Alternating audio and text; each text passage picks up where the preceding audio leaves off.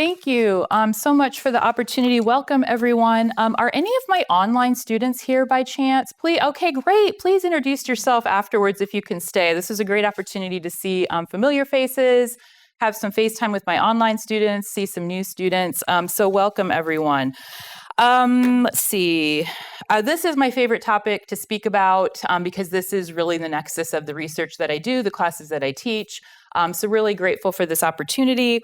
I want to introduce a couple of people. One is Nick Swopes. Can you raise your hand? Because he's a doctoral student in public health who's really helped energize and bring together a community of researchers and practitioners interested in AI. So if you would like to extend these conversations after today, please see Nick. Also, Melanie Richards in the front and I have done some research. She's in marketing research, and these two are going to really be great counterpoint to me because I tend to be very critical and skeptical of what AI is doing right now. And so it's been great to work with other people in this community who have kind of a more positive, innovative framing on what's happening. It's a really complex field. So thanks for being here. So I'm going to be a little bit more scripted than I usually am because I could talk forever on this topic. So I really want to stay on track. The hilarious part is, though, that this projection system does not show presenter notes. So I have all of my notes printed out. So it's going to force me to slow down, which is probably good, as you can tell. But you're going to see me flipping pages here just to be sure that I'm accurate in how I share what's going on in this landscape. This QR code leads you to a website with all of the resources that I have found on qualitative research specifically and AI, journal articles, webinars, workshops, and this will show up again at the end of today. So don't worry if you miss that. So yes, as I was introduced by Dr. Williams, I did want to mention that if you're interested in this topic and think, sorry, here I go with this flipping around. If you like this topic, we have a graduate certificate in qualitative research methods that can be completed in person or online, 12 credits. So if you're already doing graduate work, it's a great add-on. And so Dr. Kopp, my colleague here, she is in my department, and together we're kind of facilitating that. I also am a professional trainer in Atlas TI qualitative data analysis software. You may have heard about NVivo, or some of you are in my class have heard of MaxQDA or Deduce. And that ties back into this idea of what these AI tools are doing alongside these software platforms that we have to help us better understand how to do qualitative research. But I have actually moved to MaxQDA, as some of you know, but I'm happy to talk with you more about either one. Okay, so I'm actually going to start at the end with what I hope your takeaways are today, and then we will revisit these again at the end. But hopefully this gives you something to hook into.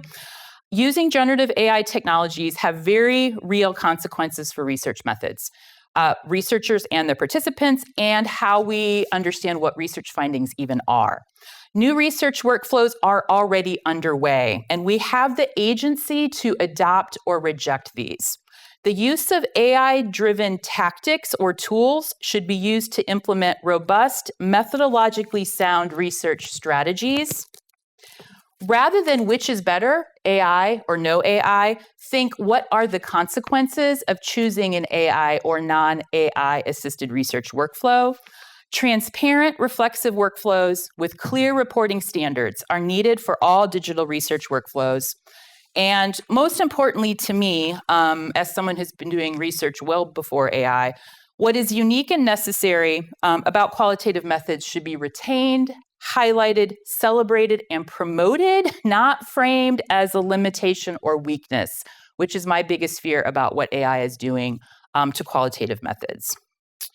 So let's get to some operational definitions. Qualitative research is really complex, especially compared to quantitative. So I want to be sure that you're on the same page with me in terms of what I mean by qualitative research. So I want to read this quote from Stephen Tenney, who is at the University of Nebraska Medical Center, and this was published in an NIH publication recently.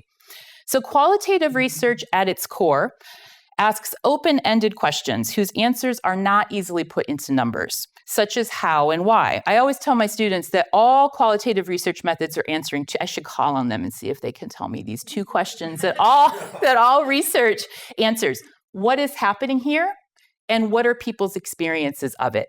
And just think about Hurricane Helene, and that's perfect opportunity for qualitative methods because something unique happened here in this part of the country and people's experiences were very powerful. Due to the open-ended nature of the research questions, qualitative research design is not linear like quantitative.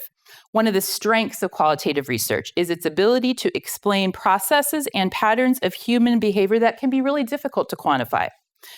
These include phenomena such as experiences, attitudes, and behaviors. This is really complex to capture accurately quantitatively. Qualitative approaches allow participants themselves to explain the how, why, what they were thinking, feeling, and experiencing at certain times. So while quantifying qualitative data is possible, at its core with qualitative work, we are looking for themes and patterns that are difficult to quantify. And it's essential to ensure that the context and narrative of qualitative work are not lost by trying to do something other than what it was intended for. So strengths are that people are studied in their natural communities. So those of you who are learning about research may have learned about bringing participants into the lab to do the data collection. There's totally a space for that. But we go to people in their communities when we do qualitative work. We spend a lot of time in the field for richness and depth. And we know that people studying people can never really be objective, so we disclose and work side our subjectivities, our positionality in certain ways. So it can seem like a mess to figure out how to do qualitative research because it is really complicated. It can be hard for new researchers to wrap their heads around how best to do qualitative research and why, even before we talk about the role of technology. Like in vivo MaxQDA or now generative AI. So one thing I talk about a lot is guide people. So as a methodologist, so I am a research methodologist, which means I get to work with people in all different disciplines and fields to help them figure out how best to do research. And I would say this is the number one thing I love to talk to people about is methodological congruence. There is not just one way to do qualitative research, so we really have to think about how to design studies that are going to be able to answer the questions that you're interested in. So every decision that you make informs the next decision. Just like with statistics, so those of you who've studied statistics, you know how you can only do certain statistical tests with certain types of data? The same thing is true with qualitative research. And one of the first things we have to do, and this is my philosophy background coming into play, is understand the nature of knowing. How do you believe that we create new knowledge? Because how you believe we create new knowledge is going to impact the kind of methodologies that you choose, the questions you answer, the types of data we collect, the types of analysis that we can do, how we're going to represent findings to reach the audience, and then how we're going to not establish validity and reliability only, but what we call validation strategies for what makes a qualitative research study good, in short. Okay, so all of that to say, it's complicated enough already, as you can see, without even necessarily adding in the role of technology. So I studied instructional design and technology, as well as humanities and education, and I've done lots of different things, but I randomly started teaching qualitative methods at my first university when their qualitative research professor went on sabbatical and never came back. And they said, "Hey, Dr. Paulus, you did a qualitative dissertation, right?" And I said, "Yeah." They said, "Would you like to teach methods?" I said, "Sure." So I kind of really strengthened my own understanding over the years.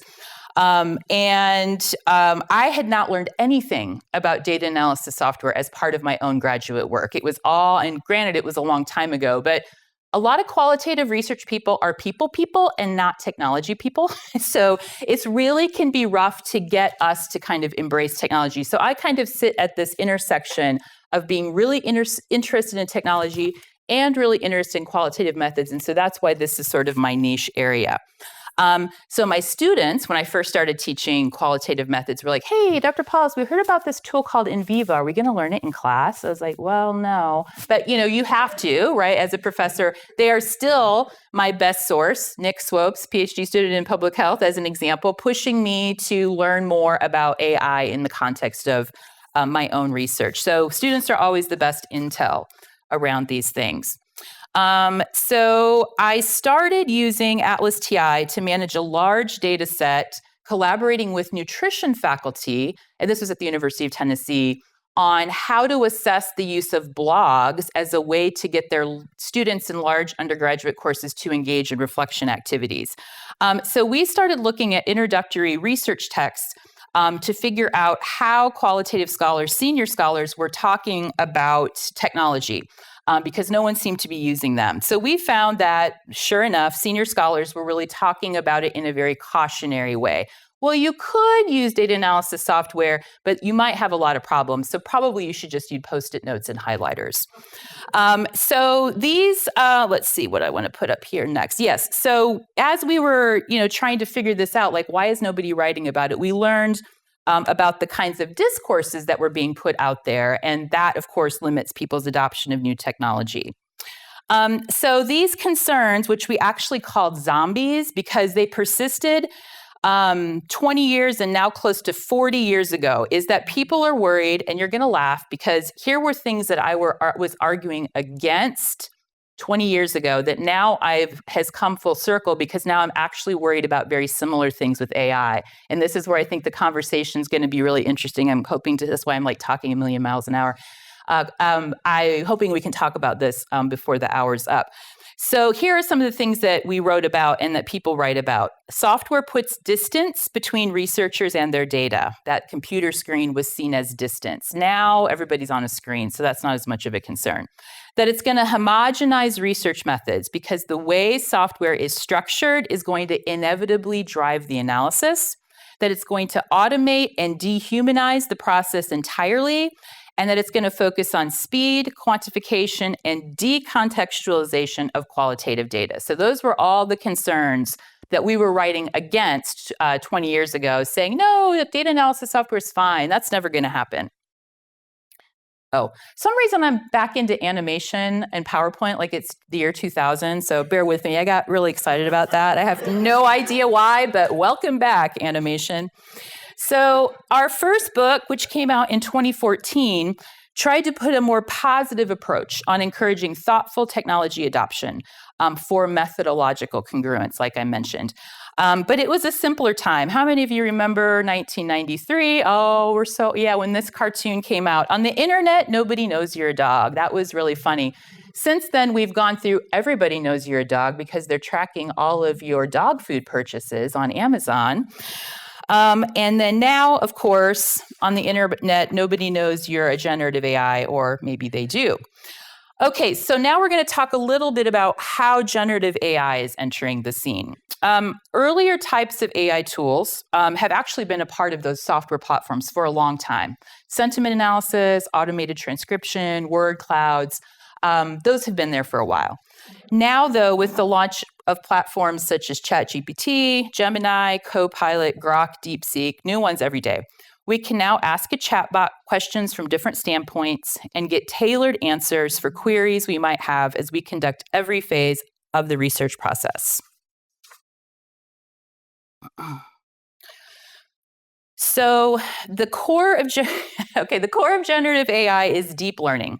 And this is just an aside to my understanding of what exactly about generative AI we need to know so we understand its implications for research. So the core of generative AI is deep learning, a specialized form of machine learning that uses artificial neural networks with multiple layers. So these systems are trained on extremely large amounts of training data: text, numbers, images, audio, and video. And this has, of course, raised ethical and legal concerns about whether the data that they're being trained on had the proper consent, particularly when sourced from copywritten materials. So machine learning can be supervised by humans, which includes course correcting for errors, or unsupervised or semi-supervised, where systems are left to their own devices to make sense of data. And this allows that just letting them run, letting them go, lets them process a lot more data than we obviously ever could.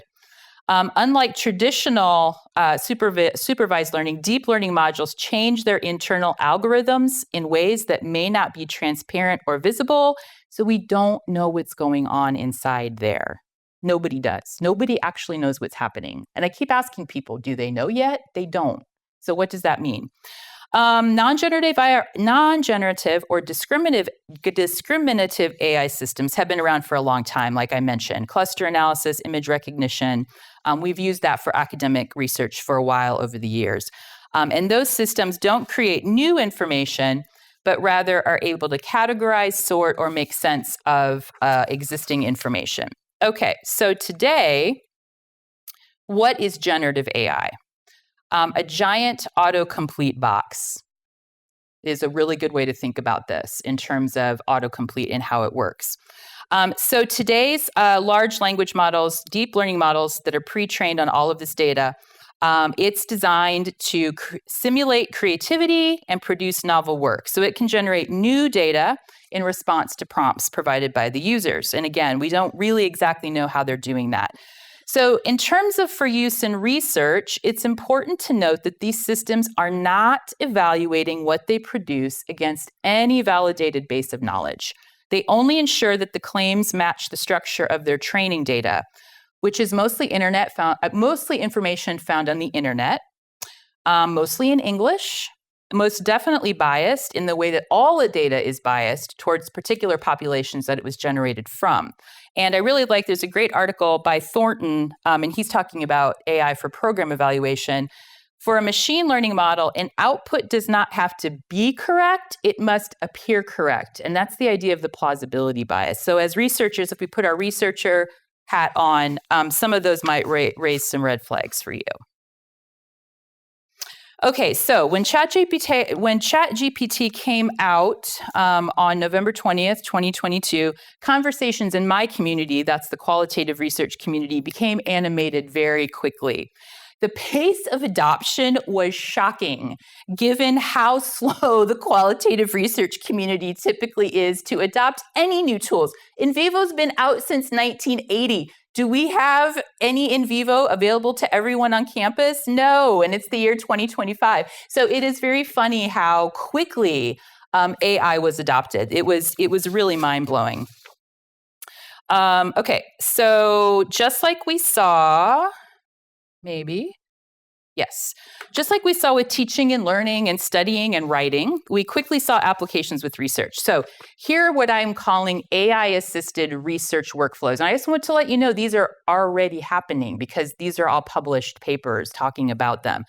Using AI as a brainstorming research design partner. And all my students have been doing this already because I do integrate this into my research classes just so people can see what is possible. Writing literature reviews. Developing interview protocols. You can have ChatGPT help you figure out what does a good interview protocol look like. You can even ask AI to be your interviewee. So you can ask it to pretend, give it a persona to be the participant in your study. And I will say with a nod to Dr. Richards and her community, market researchers tend to be way ahead of academic researchers. I mean, of course, market researchers can also be in academia, but they've been on the leading edge of a lot of this. So it's been really interesting to see how they're testing this as it goes along. The AI could also be the interviewer or the researcher, and that's how they can help you develop interview protocols or observation protocols or survey instruments. Transcribing recorded data, analyzing data, which, I'm usually talking a little bit more about. And I just co-authored a paper with a colleague at NC State on how you can use it to help you write a book chapter. How do you write findings? How do you synthesize information? In that collaboration, Dr. Johnson was the, yay, I did this. And Dr. Paulus was the, and here's maybe why you shouldn't have. So that was a very interesting paper to take a look at if you're interested in reading more. Okay, so here's my guidance for if you're feeling overwhelmed and I have no idea what to do at this point with any of this. So here's my suggestion. Okay, so here's what I want to offer to consider about how best to think about and create what I'm going to call AI-assisted qualitative research workflows. But first, I'm going to take a drink. We all create research design workflows. Remember that idea of methodological congruence. We have to decide what our entire process is going to look like, ideally before we start the study. But if you've already started the study and you get lost, I'm the one that you can call and say, help. We have to choose methods and technology whenever we design a study.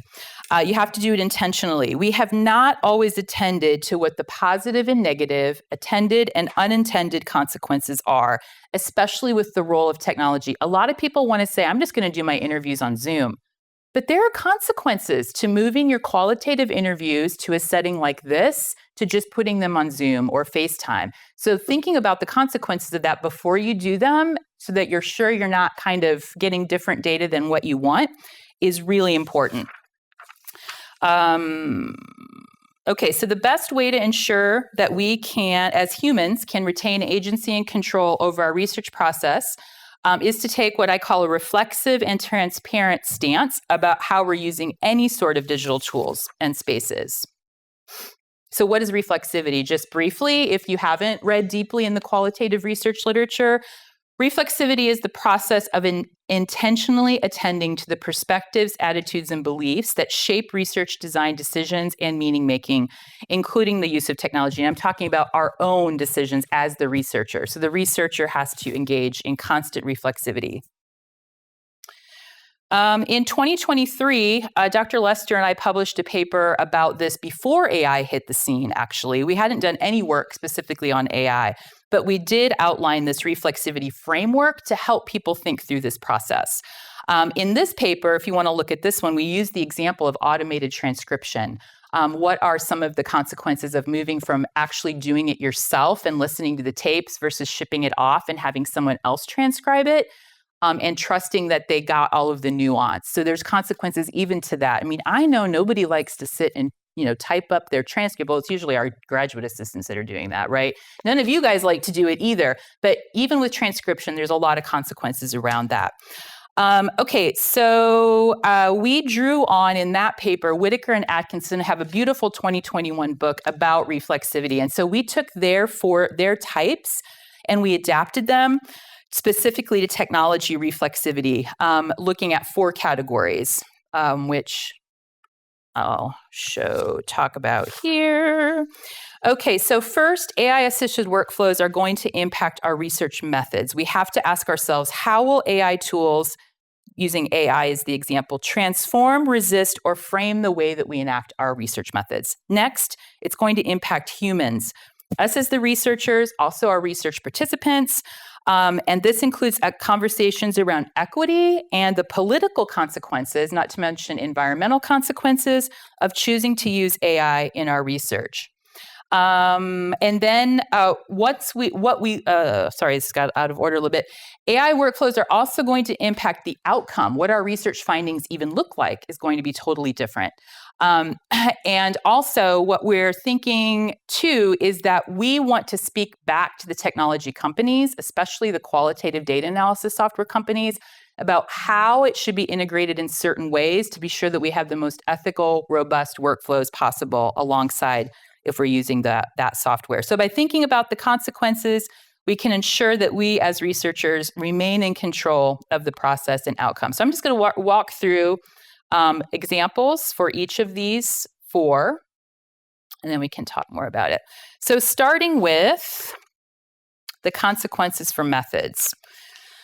How many people have analyzed any qualitative data using AI? All right, okay. So this is really different. This is probably the biggest immediate difference that you're probably going to notice with the workflows. Okay, so what the qualitative research community means by data analysis has changed enormously already.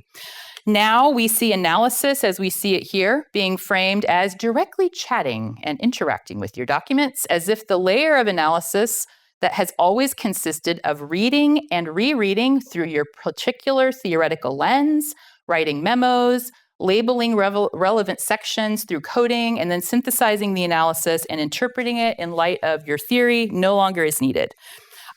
Or you're doing it really with the assistance of, generative AI. Because of the lack of transparency, inconsistency of AI responses, and even hallucinations, which are really just wrong answers, AI is still at the moment, luckily, rightly positioned as a collaborator, co-author, co-researcher, or an assistant. So when choosing to use AI, we are now choosing a method that requires collaborating alongside another tool, one that we have to regularly check for accuracy. So I keep saying it's just giving me more work to do, but I know other people feel differently.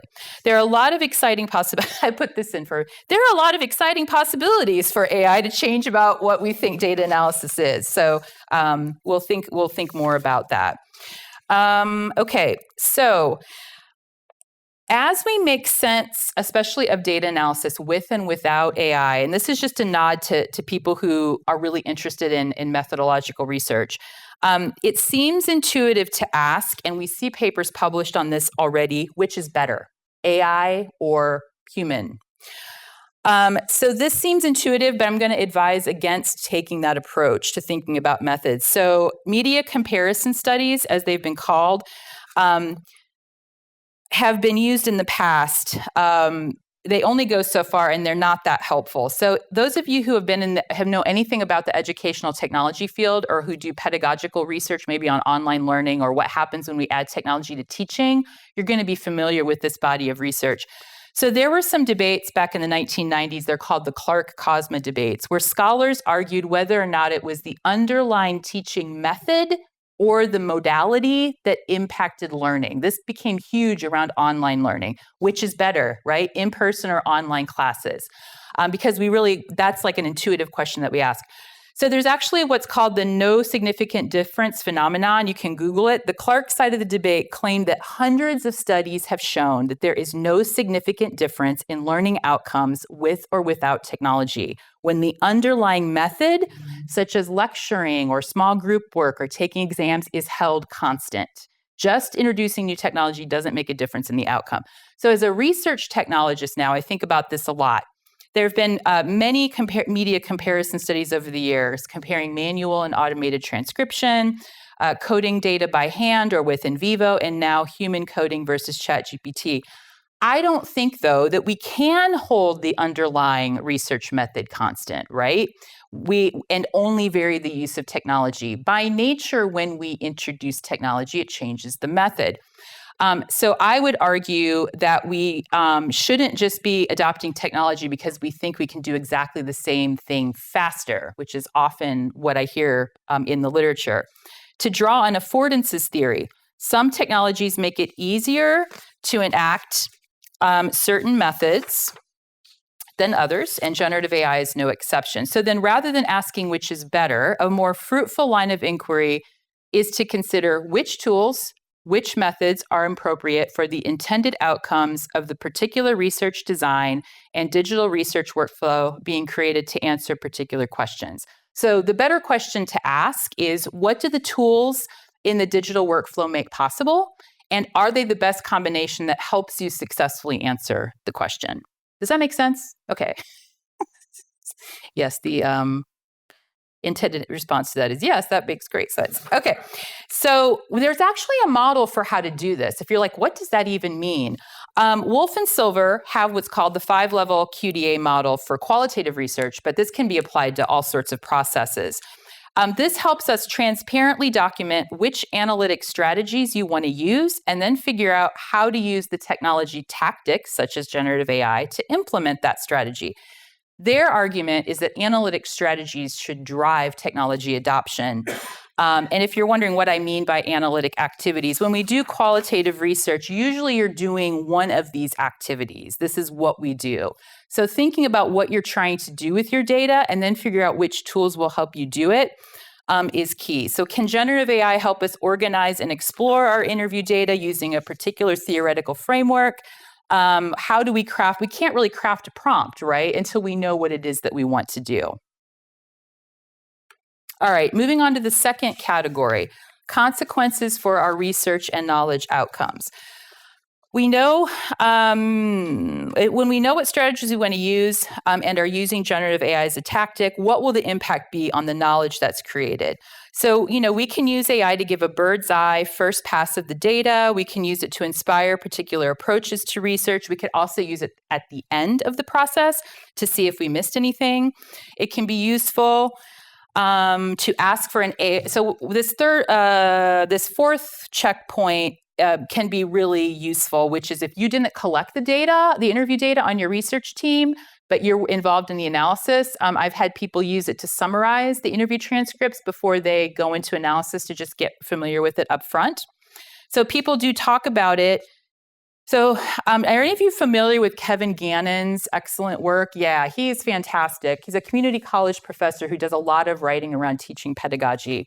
So people talk about generative AIs if it can help us save time doing parts of the process that we find boring or tedious. And as one of my colleagues says, if you find qualitative research boring or tedious, you don't have to do it. Go do something else. But that's, again, just my flippancy coming in. So as Kevin Gannon has pointed out, and in this quote, you can replace what he's talking about with learning, replace it with research. So this is a quote from Kevin Gannon. AI tools are increasingly being used to outsource all of the process elements of meaningful learning. Take writing, and qualitative research is a lot of writing. Take writing, struggling with ideas, and creating rough drafts is part of the process of becoming a writer. Having an LLM generate a draft for you is simply shortcutting past the part of the process where actual growth occurs. So I would argue the same can be true. The process is the product, or it traditionally has been. And I totally understand that everybody's going to start using AI. But again, I want us to be considered around what that's really going to mean.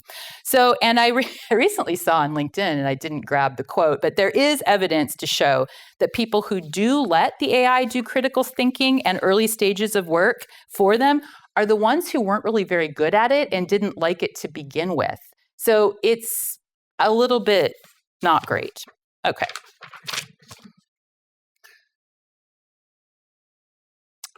Highly recommend this book. I'll put this up again at the end. So not only are we shortcutting the process, we can't, again, they like to call it hallucinations. It's really just wrong, okay? Hallucinations is a fancy word. So we can't be sure that all the responses are accurate. Large language models, again, are learning based on training data that was created and curated by humans and are hence subject to existing patterns of bias and discrimination. And because the training data is being scraped from all over the place, there's no metrics on representativeness or generalizability. So because the models aren't transparent because they're proprietary for the most part. So Daniel Turner, who's the developer of Quarkos software, which those of you who are visual thinkers might really like that software, he noted in a recent blog post, one thing that these models are most certainly not trained on is qualitative research, which almost never has publicly available participant data or coding frameworks, because it's often qualitative research is on a very sensitive topics that these tools could learn from. So the tools are not learning from qualitative research data most of the time. So while we can't know for sure what data was used to train ChatGPT, which is problematic in itself, we can be fairly sure that it does not include much qualitative data and contains inherent bias. So these models, again, are always designed to provide an answer, whether or not the underlying data is insufficient, inaccurate, or biased. Okay, I think I've hit that point enough. We also know that AI, another thing to keep in mind is that they are programmed to generate credible, confident responses. They're designed to be persuasive, right? This is why we get into the plausibility of bias, because they sound exactly like they know what they're talking about. Just to put this out there, AI text detectors are not accurate, period. They are not. So we cannot guarantee or really tell whether something's AI generated or not. So Christina Silver, who's a leading scholar in the area of qualitative research and technology, put this out, almost a year ago now, that there is the risk of qualitative deep fakes is real because, you saw all the workflows that already exist. It's super easy now to come up with an idea, collect data, analyze data, write up the paper of a qualitative research study all through AI without any human intervention. So that means the guidelines for reporting AI use for research have become particularly important. So one thing that's not helping at the moment, and this is my area here really, is the idea of the discourses that we use around this. And so companies are really framing the tool as they're saving you hours, they're helping you uncover hidden themes, they can help you autonomously interview respondents. So this should definitely concern us. And this is just part of the technology hype cycle. Disruption, revolution, acceleration are often frames that we hear when new technologies come on the scene. But we have to be careful about our language use, because if we're only focusing on automation, speed, efficiency, and AI agency, That's creating a version of qualitative research that takes for granted that humans must now share their process with AI as a collaborator. And so we want to really think about where the humans have a unique ability to make sense of what happened, because we have the experience of being human. We have the deep understanding of the context. And so we're always adding value, or I like to think so, to what's going on. And so, like I said, you're probably noticing echoes now of the same critiques that people had of software 20 years ago, that now I have the same critiques because I'm old now.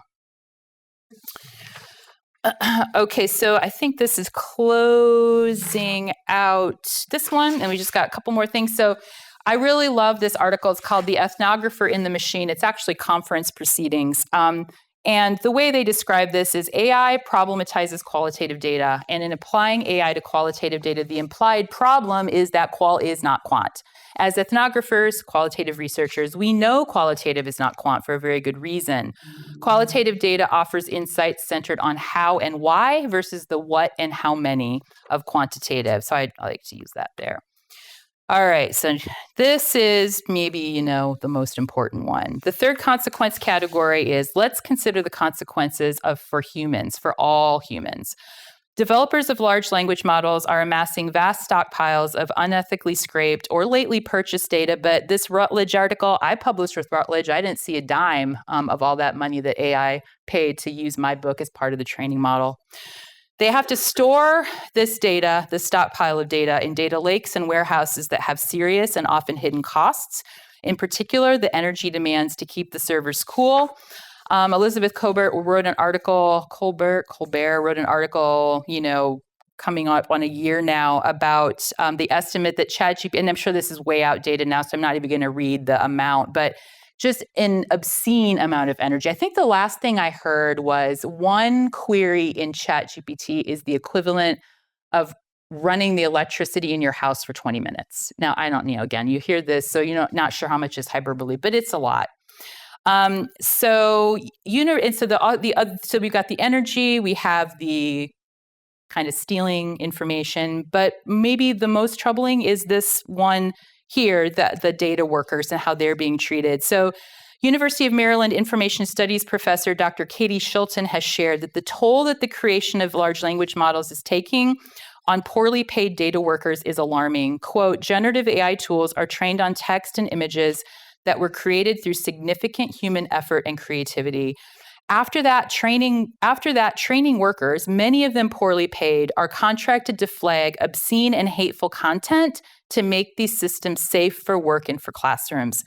Classroom activities, research activities, in contrast, prioritize students and researchers doing their own work. Benefiting from unpaid and poorly paid labor in many other people to complete class assignments or research assignments is ethically fraught. If you're using these tools to make your life easier, it's worth thinking about whose lives they made harder. I do understand that the same argument could be made for our smartphones, right? I mean, there's a lot of technology that we use in this country that we don't think about who is suffering for that technology. Palate cleanser. Because it is a lot to process and think about. But I do, my goal here is to make you realize that you do have agency, and just thinking about it, even if not everything is escapable, it's not inevitable. Okay, and then just briefly, consequences for, again, I've got the animations going. Okay, consequences for human participants and researchers. So some things to think about if you are using it for qualitative research. Are we asking for informed consent from our participants before uploading their sensitive or at least experiential emotional data to generative AI platforms, knowing that it could be used as training data? And I do not believe that Silicon Valley is not using this for training data just because you turn that little button on or off.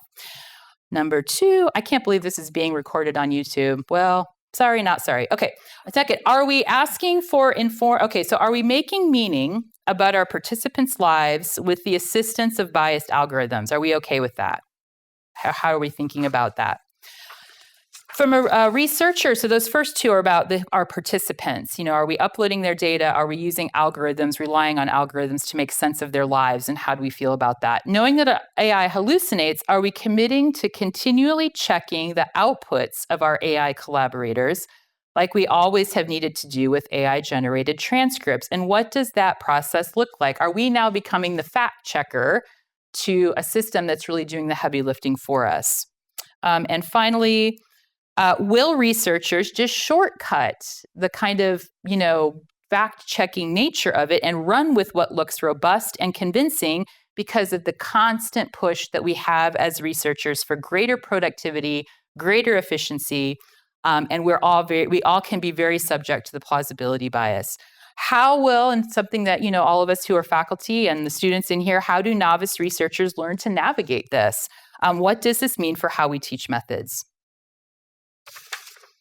For our final category, what are the ways that we would like to see the technology itself be adapted or modified to basically deal with all of these other issues? So there have been 3 ways so far that technology has evolved to do qualitative research.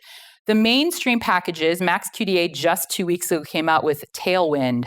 I love that. That's their new AI, I guess, Tailwind. It pushes us faster. And then the AI lab for Atlas TI. And then besides that, we have new bespoke tools, which are actually quite powerful and interesting and good that were developed just since AI came along to do qualitative research differently. And so part of our then we also just have, of course, the straight up, if you don't have access to the first 2 categories, which are quite expensive, then most people are just going straight to ChatGPT, right? Because it's free for everybody. So from a okay, so I think one thing we can try to do is to encourage use of fairly trained certified models. So there is an effort to create large language models that are fairly trained. So if you're not at an institution that's kind of creating their own walled garden AI models or bespoke models that use high quality, less biased training data, we should at least try to look for fairly trained certified data. My understanding is AI Lies uses its own, I'm looking at Melanie, uses its own model for that. There's still a lack of transparency, again, about whether the data you're uploading is being used for training, what the algorithms are, how secure the platforms are for data privacy. I still orient to using NVivo, MaxQDA, Atlas TI are one of the companies' integration because these platforms were developed by qualitative researchers for qualitative researchers, and they have been integrating it in more careful ways in consultation with researchers to try to deal with the data privacy, the security, the hallucinations in a more intentional way. So there's that. There's that situation. So we definitely want to think about which ones we choose to use and try to keep speaking back to the developers because right now in early days is when they are actually taking our feedback to do better. All right, so just to revisit, and hopefully I hit all of these. Consequences, the 4 consequence categories. I do think that we have the agency to sort of adopt or reject or modify or create the ones that are going to work for us. We want to really think about AI as a tactic that's being used to implement the overall strategy of what we want to do in our research. If you're thinking about, using this as an opportunity for methods research rather than which is better or are they the same, think about what are the consequences when adopting it for research and document those workflows. We really need more clear reporting standards, and that's something else I'm working on with Dr. Lester is when you have used it for your research, how are you supposed to disclose that? And then again, what is unique and necessary about qualitative methods should be celebrated, not framed as a limitation or a weakness. So here's 3 books. This one in the middle is not out yet. It'll be out in another couple of months. If you haven't listened to Mystery AI Hype Theater 3000. It's a take on Mystery Science Theater 3000. Emily Bender and Alex Hanna are behind that podcast, which does a deep dive in a critique of AI for research specifically. So they've really got excellent thoughts on that. Dr. Joy Buolamwini is the force behind the Algorithmic Justice League. She is fantastic. I highly recommend her book. And then, of course, Ethan Mollick's Co-Intelligence, which if, like me, you knew nothing about a year ago, knew nothing about AI, and wanted to just learn the basics, that's a really great starting point. So my last quote, again, from the Walsh and Pallas Brink conference proceedings, The Ethnographer and the Machine. Where ethnographers, qualitative researchers, and algorithms intersect is in the search for patterns. The path to elucidating patterns and the output generated because of these patterns may be wildly different, with the ethnographer leaning toward fieldwork and thick description in the form of language, and the algorithm relying on large data sets of ones and zeros to perform calculations and create numerical outputs. The ethnographer, however, is typically trained in self-reflexivity and understands the importance of situating themselves as an element in the research process. But the algorithm has no such self-awareness yet, I would say, and is often inappropriately positioned as neutral or culturally agnostic because it is solidly situated in computation. May the algorithms ever be in your favor. Nod to Hunger Games, which we're in the middle of that right now. Thank you. Thank you so much, everybody.